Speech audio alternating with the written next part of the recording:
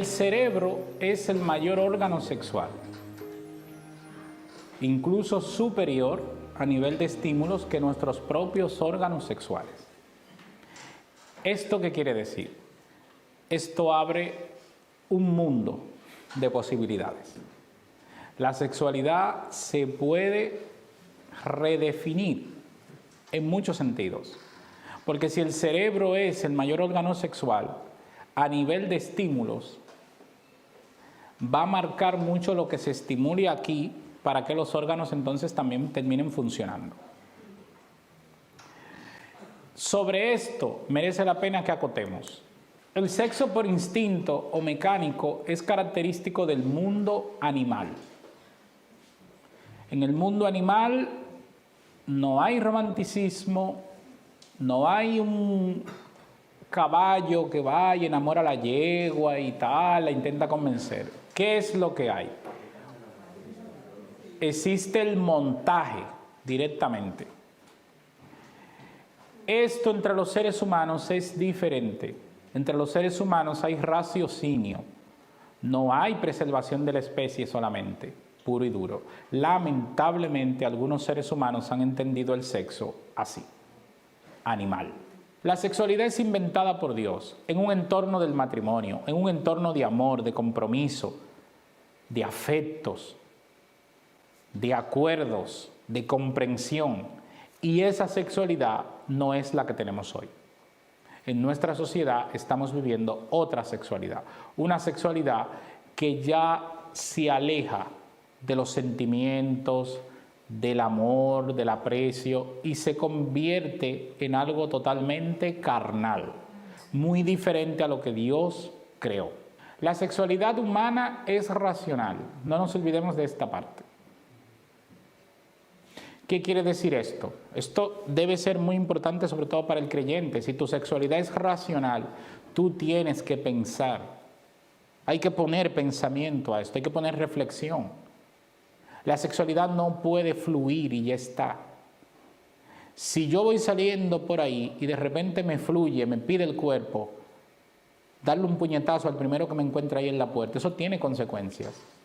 O sea, lo que me pide el cuerpo no es lo que yo debo hacer. Eso tiene consecuencias. Y la sexualidad no puede ser fluir, no es esto. Esto es un engaño y es un grave problema. Racionalicemos. ¿Qué sexualidad se promueve hoy? El creyente se tiene que hacer esta pregunta. No pierde el tiempo criticando lo que están haciendo los demás, que ellos están haciendo lo que tienen que hacer, pero hagamos nosotros lo que tenemos que hacer también. Cada uno promueve lo suyo. Promueva usted lo que usted cree. Fíjense que muchos de nosotros en nuestras redes sociales, ¿qué publicamos? Muchas veces nos quedamos solo con las profecías y nos quedamos con un tema. Nuestro mensaje es integral. No es un tema que nos parece interesante porque lo damos por entendido. Y ese es el engaño. Como tú y yo creemos en una forma de familia que ya lo tenemos asumido, el sentido bíblico, espero creer que sí, que resulta que no lo promovemos como promovemos otras cosas. Y resulta que hace falta. Porque lo que no se promueve al final se olvida. ¿Qué se promueve en nuestra sociedad? ¿La sexualidad bíblica o una sexualidad social? ¿Cuál se promueve? Lo social, no es lo bíblico. ¿A quién le corresponde promover la sexualidad bíblica? A ti, a mí. Y si no lo hacemos, no va a venir otra persona a hacerla. Si la sociedad promueve su versión, que es totalmente objetivo y respetable, los creyentes deben promover la sexualidad bíblica. Tengo que promover lo que dice la Biblia. Y sinceramente lo que dice la Biblia a veces no aparece en nuestras redes. Levítico 18, cuando lo estudiamos, los que se han conectado solo hoy van a tener la oportunidad de verlo en vídeos pasados, pero hoy solo lo voy a mencionar a nivel de resumen. El mensaje de este capítulo, Levítico 18, fue: no imiten a Egipto ni a Canaán. Y explicábamos las razones. La sexualidad egipcia y la cananea difieren totalmente de la sexualidad bíblica. Y Dios lo dejó claro. Le dijo, mira, pueblo, lo que ustedes viven aquí a nivel sexual no es lo que yo apoyo, pero tampoco es lo que van a vivir a donde van. Así que no es un problema que tu sociedad crea algo diferente a lo que Dios plantea. El problema es qué vas a hacer tú. Porque si tú eres el que está llamado a iluminar la sociedad, entonces si nos quedamos en silencio, créanme que la iluminación va a ser complicada. Busque las costumbres de estas dos sociedades antiguas. Busquen en internet. Tienen el internet gratis. Busquen en internet cómo era la sexualidad egipcia, cómo era la sexualidad cananea.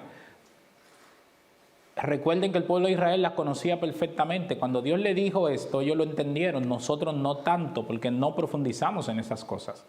Y cuando busquen esto, se van a sorprender. El tema de la iniciación sexual de los niños. Para muchas de estas sociedades era natural. El incesto. Uno de los males peores en nuestra sociedad, el incesto, porque lamentablemente ocurre todavía. Pero el incesto en esas sociedades era legal. La zoofilia, el sacrificio de niños en la zona de Canaán.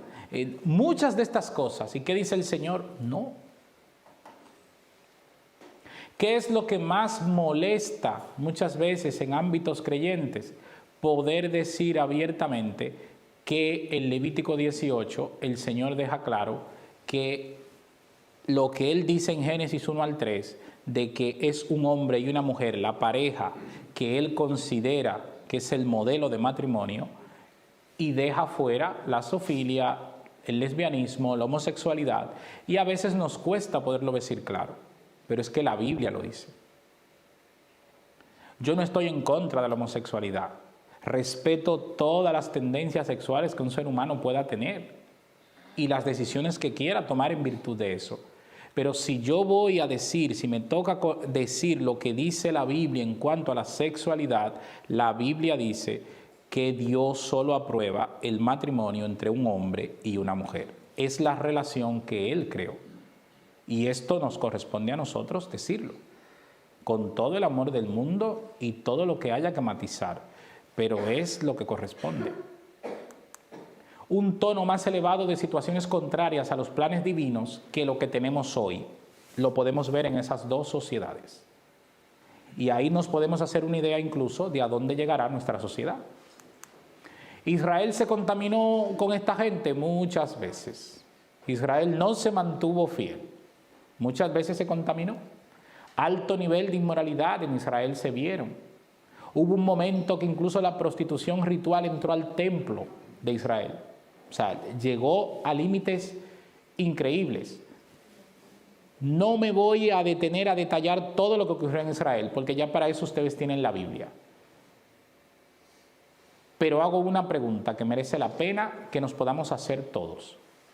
Si la Biblia de manera transparente muestra todos los momentos donde Israel se contamina con estas ideas, ¿en cuál de esos momentos la Biblia dice que eso estuvo bien? Nunca. Y si nunca la Biblia hace esto, ¿por qué hoy lo queremos hacer algunos? ¿Saben cuál es la razón? La cobardía. No hay otra. Hoy el creyente quiere estar bien con Dios y con el otro. Queremos mantener nuestros principios, pero sin la más mínima discrepancia. No decir lo que tenemos que decir, no decir lo que creemos, y eso no es posible. Los que estamos llamados a decir lo que dice la palabra de Dios, probablemente en algunos momentos no seamos precisamente las voces que la gente quiere escuchar. Pero es nuestro papel poderlo decir.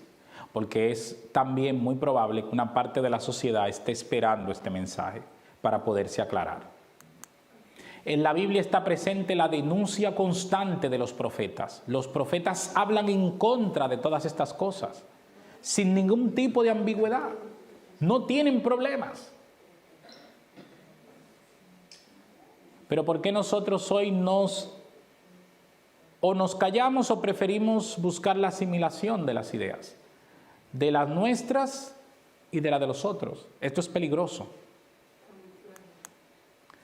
No olvides, el pueblo de Israel se estableció en un ambiente de idolatría, el culto a la fertilidad, prostitución ritual, promiscuidad, homosexualidad, travestismo, bestialidad, incesto y el sacrificio de niños a Moloch. Y esto lo tenemos que explicar.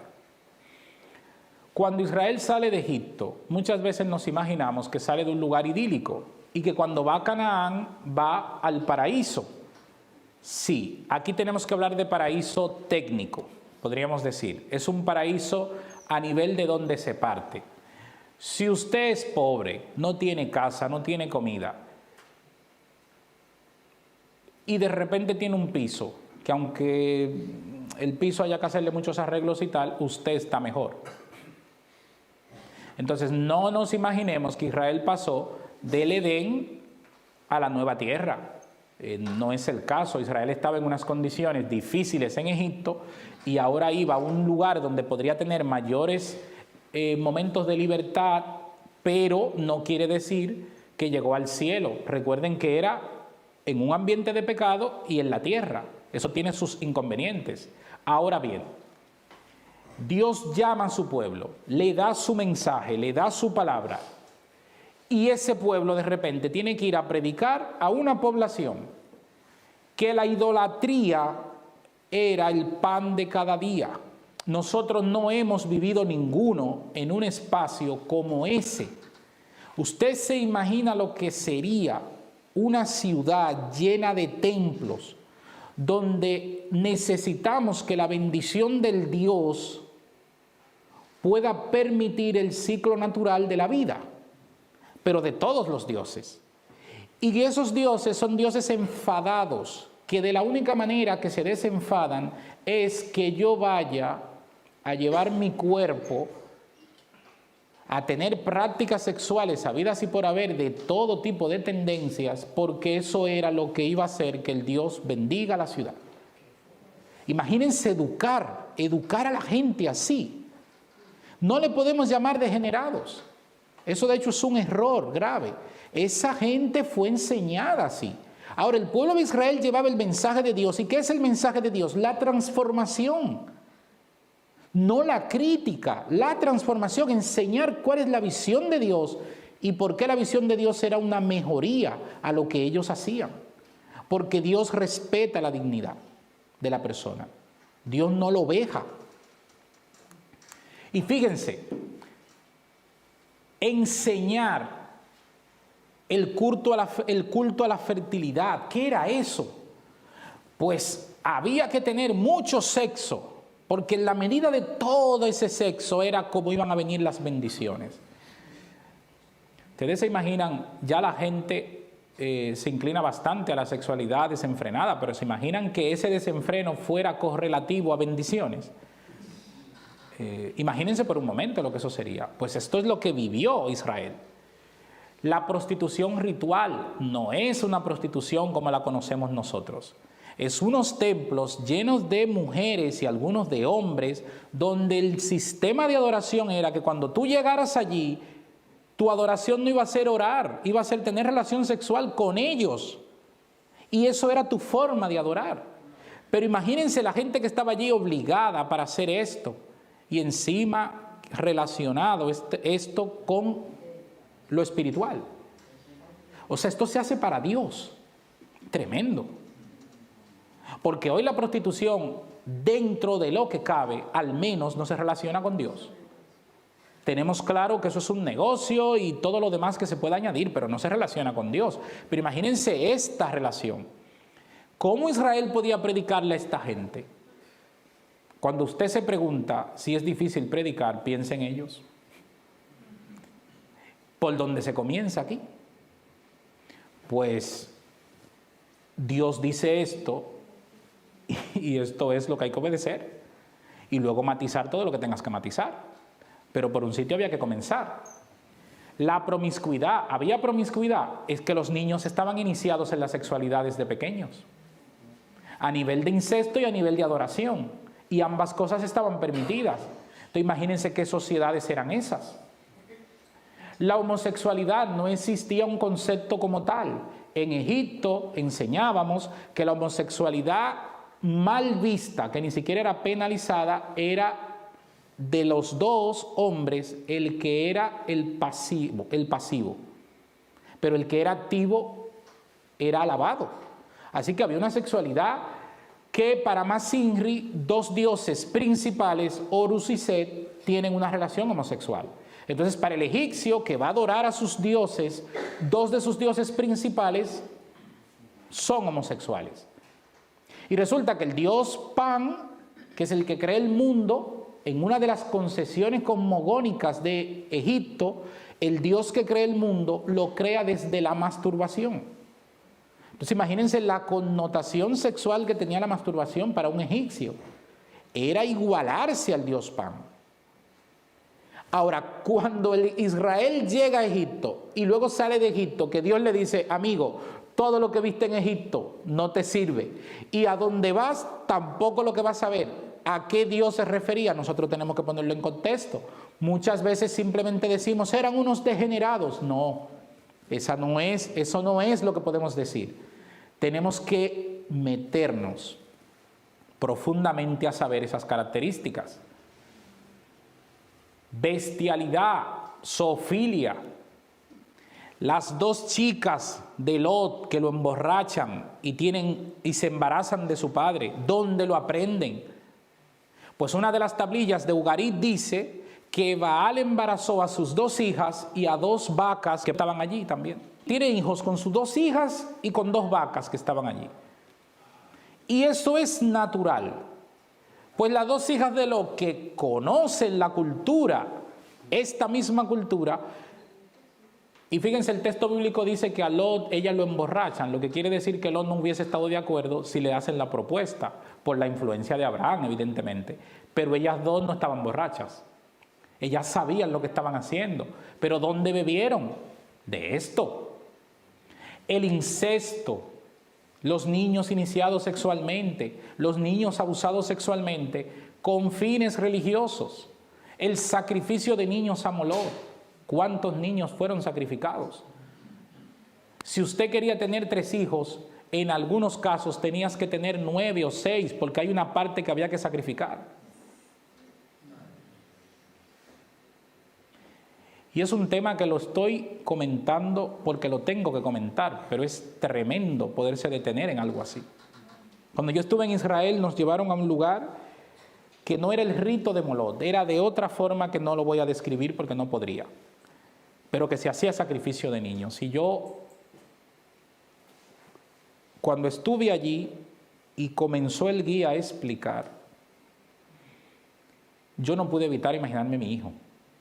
Y me fui de allí con un mal cuerpo, totalmente estaba convulso, estaba como una lucha interna por lo que había escuchado. Y cuando miro miles y miles de niños sacrificados allí, decía el letrero. Se utilizaban trucos, evidentemente. Había parte del rito, drogaba a los padres para que en el momento final no se arrepintieran, pero se hacía. Y en aras de usted creer que aunque con dolor ibas a sacrificar a tu hijo, pero eso era significativo para el bien común, imagínense, al final la gente lo hacía, aunque fuera con lágrimas en sus ojos, y Dios rompe eso. Cuando Israel sale con la sexualidad de Dios, ¿ustedes creen que la gente le aplaudió? Les golpearon en la cara. ¿Por qué Balaam, cuando tiene las chicas en Baal Peor, los israelitas se acuestan con estas chicas? Porque los israelitas no estaban acostumbrados a mujeres que eran abiertas sexualmente. Ellos estaban acostumbrados al perfil que Dios le había enseñado, que era la sexualidad en el entorno del matrimonio. Y cuando de repente se encuentran con esto, con chicas jóvenes dispuestas a todo a nivel sexual, con el rito cananeo, les abrió un mundo de irresponsabilidad.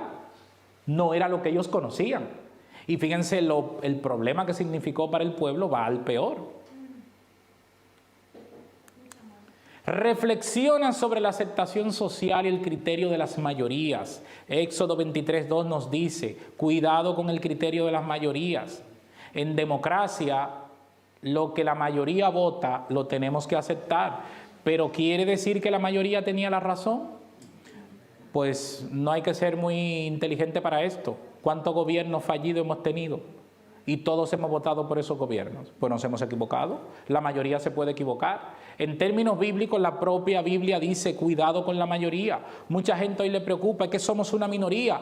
¿Qué voy a hacer yo, un punto ahí en medio del mar, a decir lo que Dios dice sobre la sexualidad y todo el mundo cree lo contrario? Bueno, piensa en Noé. ¿Cuánta gente ganó Noé? ¿Cuántos miles? Cuando Noé hablaba, ¿qué era? El loco. Era el loco. Y cuando Jeremías habló, ¿cuántos ganó? Sí, ¿a quién saca de la cisterna Jeremías? ¿Son los babilonios? Su gente lo metió en una cisterna para que se calle.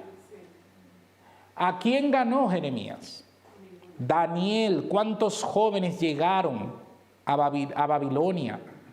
Pero la historia es de 4 fieles, no es de 100 ni de 80. Los que decidieron no contaminarse con la comida del rey fueron 4. Lo deja bien claro la Biblia. Daniel y sus 50 amigos. Señores, el remanente siempre está presente en todas las historias bíblicas.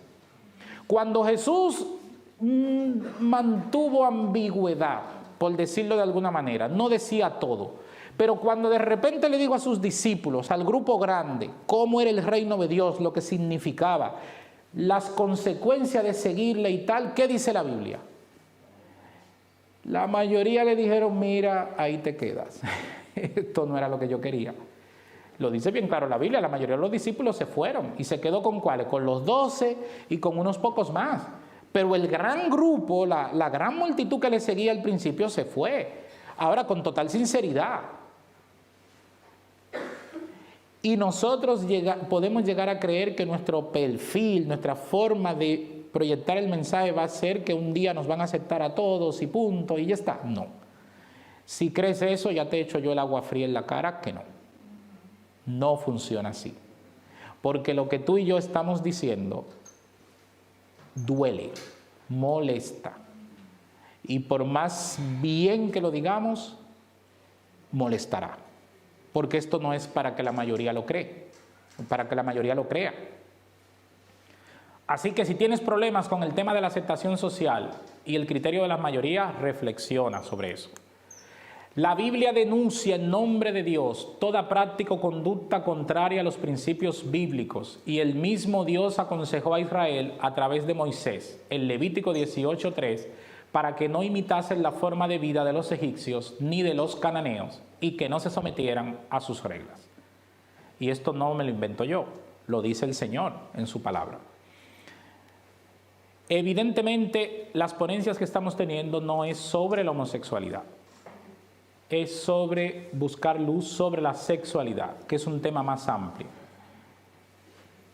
Cuando a mí me preguntan como pastor si yo estoy de acuerdo con la homosexualidad o no, simplemente digo que no me corresponde responderlo así. Yo prefiero responder, Dios ha planteado un modelo de sexualidad en su palabra donde la homosexualidad no forma parte. Ahora, que tú quieres ser homosexual y tú quieres tener una pareja homosexual, es totalmente legal. De hecho, la sociedad te ampara. Ahora, si estás buscando una proyección y un apoyo bíblico para esto, no existe. No existe porque no está en la Biblia. Como creyente yo te tengo que odiar porque tú seas homosexual. No, para nada, jamás. De hecho, si lo hago, dejo de ser creyente. Como creyente yo tengo que ir a la Biblia para ver lo que me dice la Biblia. Y si yo creo que eso es la palabra de Dios, entonces yo tengo que hacer lo que dice ahí, no lo que yo crea o sienta. Abrir el debate de si se nace o se hace, la Biblia no lo hace.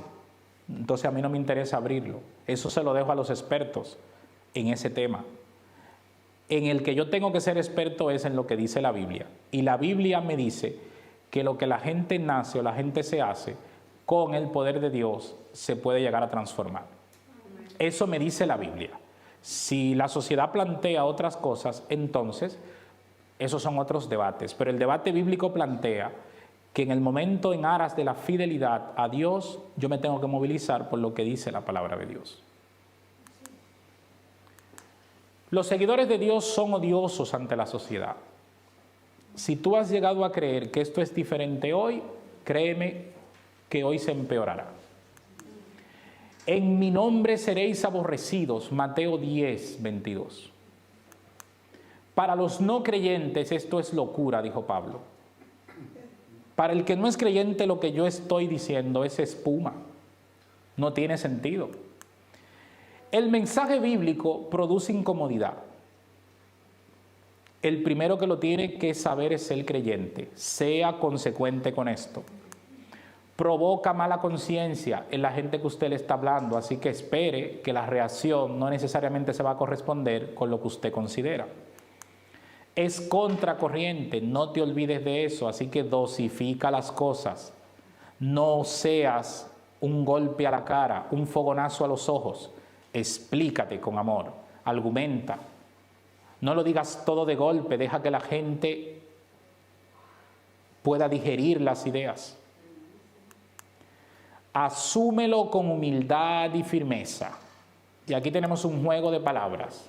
Humildad primero, firmeza después. Al revés, sale mal. Humildad. Tú primero como creyente, yo primero como creyente. Y luego firmeza. ¿Firmeza en qué sentido? En ser enérgicos, romperle los cuernos al otro con mi mensaje. No. Firmeza en ser fieles a lo que dice la palabra de Dios. A veces es difícil. A veces son escenarios muy complicados. Pero Dios es un Dios todopoderoso. Y créanme que nos ayudará ante esos escenarios. Quiero mostrarle libros. Estos dos libros tiene que tenerlo todo el que está interesado en el matrimonio, profundizar en el tema del matrimonio. Estos dos libros son, hoy por hoy, la única opción, porque son los dos únicos libros especializados en el tema del matrimonio de nuestra iglesia. No tenemos más. Son investigaciones teológicas profundas que no son del mismo autor y están publicadas dentro de estos libros. El amarillo habla de los problemas del matrimonio. Todas las preguntas difíciles sobre el matrimonio ahí están contestadas. Hay un capítulo de igualdad de género del pastor Badenas que eso hay que leerlo. Hay que leerlo. Hay conceptos sobre la nueva soltería, conceptos sobre el divorcio, o sea, todas las preguntas difíciles del matrimonio. Luego el otro tiene todas las preguntas difíciles sobre el sexo, sobre la sexualidad y sobre todo preguntas contemporáneas. Entonces merece la pena tenerlo porque están contestadas por expertos. Y aquí tenemos lo que es una deuda que tenía con usted, es este. Lamentablemente yo deseo tener dinero suficiente como para poder pagar la traducción de este libro. Creo que el día que lo podamos traducir resolveremos muchos problemas a la vez. No existe en este momento un manual sobre la sexualidad desde un fundamento cristiano superior a este. No existe en este momento. Es un libro de casi 1000 páginas. Todos los temas que tienen que ver con sexualidad del Antiguo Testamento están en este libro, desarrollados a un nivel enorme, profundo, científico. Es increíble, no hay nada mejor. Y si vamos a estar bombardeados por estos temas, nosotros tenemos que estar preparados. El otro que está al lado es un libro que se llama Familias de Éxito. Lo tuvimos como regalo de Navidad, así que en la mayoría de las casas de ustedes tiene que estar. Probablemente no lo han leído todavía, pero les animo a que lo lean. es consejos prácticos para disfrutar de la felicidad en las etapas de la vida familiar. El pastor Badenas ha hecho un resumen de muchísimos materiales sobre la familia y créanme, merece la pena que miren el índice. ¿Por qué? Porque el título que se le puso al libro no se corresponde con lo que el libro habla. Cuando uno ve un libro que dice familias de éxito, ya parece como consejitos y cositas, pero no es eso. El libro es un estudio desde el principio hasta el final de los problemas que enfrentaría una pareja, desde que se casan y son tierna pareja hasta la tercera edad, todos los problemas que hay por medio. Y eso no se corresponde con este título. ¿A que no? Porque el título cuando uno lo ve, familia de éxito, parece como una cosa ahí tal. No. Cuando van al libro se van a encontrar con todo un tocho, un documento interesante. Entonces, ¿por qué libros? Porque estamos acostumbrados a escuchar. Y mucho cuidado. Si yo he podido provocar dudas, no les voy a pedir perdón, me sentiré feliz y satisfecho, porque entonces ustedes van a investigar. No se queden con nada de lo que yo dije. Búsquenlo como los berianos a ver si eso es verdad, porque en ese camino es cuando está el verdadero enriquecimiento. Más libros. Revolución Sexual es un libro de un pastor evangélico con su esposa que es médico, y ellos han combinado lo que conoce cada uno.